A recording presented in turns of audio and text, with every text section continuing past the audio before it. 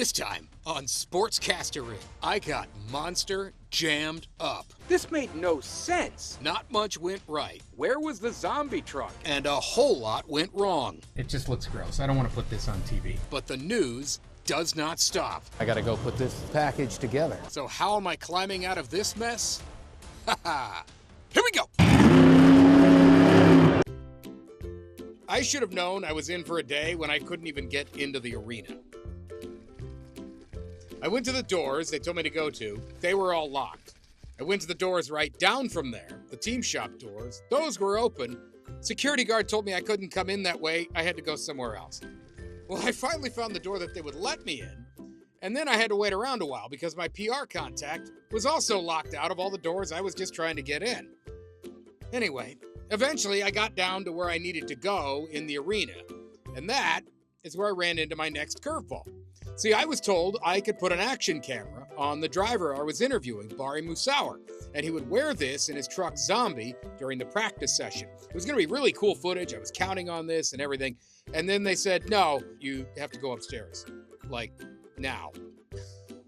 I guess if I'd got down here sooner, I could have done it, but I couldn't get down here sooner because we were locked out. But anyway, just roll with the punches. It happens. And a lot would actually happen today. The practice session was really just a run-through of the start of the show. The entrance, announcements, and national anthem. Each driver only got one little lap around the arena, that's it. But while all of this is going on, I'm actually really confused. See, they told me I was interviewing Bari, who drives the zombie truck. Zombie is nowhere to be seen, and Bari keeps getting announced when this truck is being featured.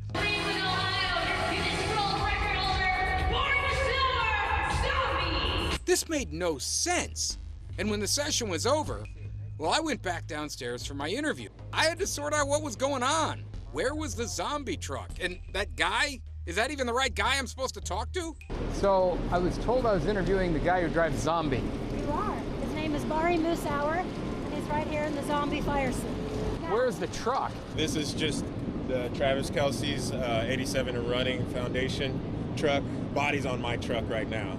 So we'll switch the body out before the event starts tonight. Oh my gosh, that's the truck that's been the truck the whole time? The whole time, the whole time. They just changed the body out for the day, and somehow that never made its way back to me. But all right, I would have shot the practice session very differently, by the way, had I known that was the truck and the right guy and all that stuff. But oh well, too late now. I'll just work with what I have. We knock out our first interview, and it's nuts and bolts stuff about him being a Clevelander, Monster Jam's here, he's excited to be back, yada, yada, yada.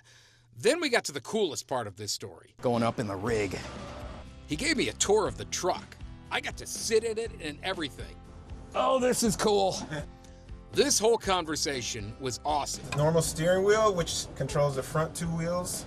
But then we also have this toggle switch, which controls the rear steering. He explained the cab and what everything did, and that was really cool, and I might post that as a separate video. We wrapped this up, and it was time for me to go. I had to get back to Channel 19 to start my story. It was running in the 5 o'clock news. Back at the station, I found out I had some serious issues. Remember my main interview? Well, it sounds bad. This isn't even a job at all. You know, I got noticed to be able to be a Monster Jam. And it looks worse. For starters, it's blurry. I was so focused on things like that truck confusion and setting up the action cameras and stuff that I totally forgot to do something incredibly basic. Focus the camera. It might not look bad if you're watching this on a small screen like a phone, but it looks pretty bad on a high-def big screen, and this is for the news on TV. I also found out after I got there that my lavalier mic had an issue. That's the one that just clips on it. So instead of him just wearing a mic and facing more towards the camera, well, I had to turn him around so I could stand off the screen over there and hold the mic. And I had to stand off the screen and do it because if I were on the other side of him, I would be blocking the truck. Why do I want to put a cool monster truck in the shot and then stand in front of it? It looks dumb. This interview is the main thing I'm building the story around. The whole thing is a little blurry, and there are large parts of it that you can't hear. So, I've got a real problem here. All right, so here's where things are at. I've got a story on the air in less than 2 hours, and my primary interview is a mess. This is where sometimes I have to stop and think actually of a movie quote. Apollo 13, Ed Harris playing the role of NASA legend Gene Kranz when everything is going wrong and nothing seems to be working, and he asks his people, "What have we got on the spacecraft that's good?" That's where I'm at right now. Forget about what the original plan was. Forget about what you thought you had. Think about what you do have that works. Now, sometimes in TV, that only might be your camera on your phone and your voice, meaning you can go on camera and talk and fill some time. In this case, I'd have some stock footage from Monster Jam and one other thing going for me, this video. You see, I knew I wanted to do this type of video, so I was wearing my action camera a lot. I needed this anyway for the interview inside the truck. You can't bring a TV camera in there, it's huge, and the cab is really small. But I was also just wearing this camera a lot to capture a lot of this footage of me walking around and going place to place. Well, combing through that, I discovered the camera was actually running when I had a conversation with Bari before our formal interview. We were talking about Travis Kelce, and he actually gave me a really good answer. 87 and running? Yes, this is Travis's foundation, and it's just to bring awareness and help underserved youth. Okay. With resources that they might not have otherwise, so he donated 200 tickets for this. Boom. I really needed that. Here's the thing. I can't have this whole story going on where it's like there's Travis Kelce's foundation on his monster truck and then not explain why that's there. So here's kind of what I'm working on, and here's how you have to work around this stuff. So let's go back. I'm gonna just show you. This is like 5-6 seconds into the package. And that's what we call this. It's a report. You see it on TV. It's called a package. And this is the blurry interview. You know, I'll blow it up here. It just looks gross. I don't want to put this on TV.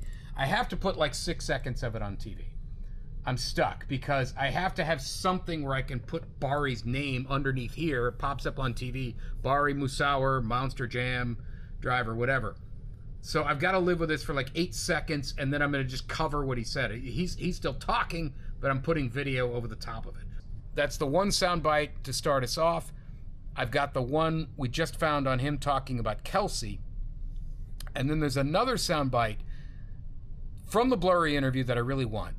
So here's the thing. A few years ago, I was interviewing a drag car racer, and I said, "What's it like driving this car?" And he said, "It's like driving a bomb." I'm like, that's one of the greatest sound bites. I love that sound bite. He went on to say a bunch more, but it's like driving a bomb. That's the part that sticks with you. It's called a SOT, S-O-T, sound on tape. Nobody uses tape anymore, but we still call it that. So that's a great SOT. So I wanted to take that into this story with Bari, and I framed the question to him this way. I said, I once had a drag car racer tell me driving his car was like driving a bomb. How would you describe what is driving this like? And he said, "This is like driving a roller coaster." That's awesome. I need to get that in. The problem is, it's in the blurry interview. Here's what we're going to do with this. This is like driving a roller coaster that you're in control of. Maybe sometimes you're on the edge of being out of control. We call it controlled chaos. So that's something you can do sometimes. You just hear his voice and you don't see him. If that were the first time we were hearing from him in this report, it wouldn't make any sense. You have to see him. So, you know, you're the person watching this on TV, you gotta say, who's talking? Well, by now, that's the third time you've heard from him. So, but now you know who's talking, and I can get away with dropping that in where you just hear him and you don't see him. And then I'm gonna catch another break here. Listen to the way he ends this little soundbite. Out of control. We call it controlled chaos. They're pretty invincible when you get strapped in there. And then look what happens to be next. Me getting strapped in. Let's go. Yeah, let's do. Because I'm going from that part of the story right into the part where I did the interview in the cab. And that is where sometimes you hear the phrase, "It's better to be lucky than good." I caught a break there. Building the bridge to that part of the story that gets me into the truck pretty much finishes this off. Since I don't have a lot to work with, I'm just going to run about 40 straight seconds of that part where I'm in the truck. Normally I wouldn't do that, but again, Today, I don't have a lot to work with, and Bari was really good, so 40 seconds of that conversation is probably fine. Slap that in there, and now I am golden. All right, they wanted this thing at 1:45. I had a ton of problems. I still got it to 1:50. Picked a rockin' music bed. Here's how it turned out. Cleveland is not just any other stop on the Monster Jam circuit for driver Bari Musawwir. This is a homecoming for the Cleveland Heights native. It's amazing to be home. When I got my schedule, I circled this date on the calendar. It's always great to have the family support of your friends and your family here in Cleveland. This is the same building I watched Monster Jam in growing up, and now I get to perform in this building, so it's a full circle moment for me. Musawwir drives the zombie car, but for today's practice session, he was in this number. It's called 87 and Running, which is the name of Travis Kelce's foundation to help kids in need. Just to bring awareness and help underserved youth with resources that they might not have otherwise, so he donated 200 tickets for this. That is awesome, and those 200 kids are in for a show. Monster Jam is as rock'em sock'em as you can get. This is like driving a roller coaster that you're in control of. Maybe sometimes you're on the edge of being out of control. We call it controlled chaos. They're pretty invincible when you get strapped in there. Speaking of getting strapped in, Let's go. Yeah, let's do it. These have to be tight so you don't get that whiplash effect. You get smashed around in here, right? Yeah, the goal is to be as tight as you can so that you cannot move, hardly ever. So that's the point at which, you could get injured if you're moving around in the seat. This seat is actually a custom seat that is molded to my body dimensions, so everybody has a custom seat in their own truck. That's the point at which you feel most comfortable, when you're as tight as you can be. You feel invincible in this truck. yeah, I can see why. These are unbelievable, and Bari was an awesome host. He will be back in the zombie car for the competitions here in Cleveland over the weekend, and you bet he is aiming for a win in his hometown. From the coolest truck I have ever sat in, Dude, that's awesome. All right. Mark Schwab, 19 News. Whew. It's done. See ya.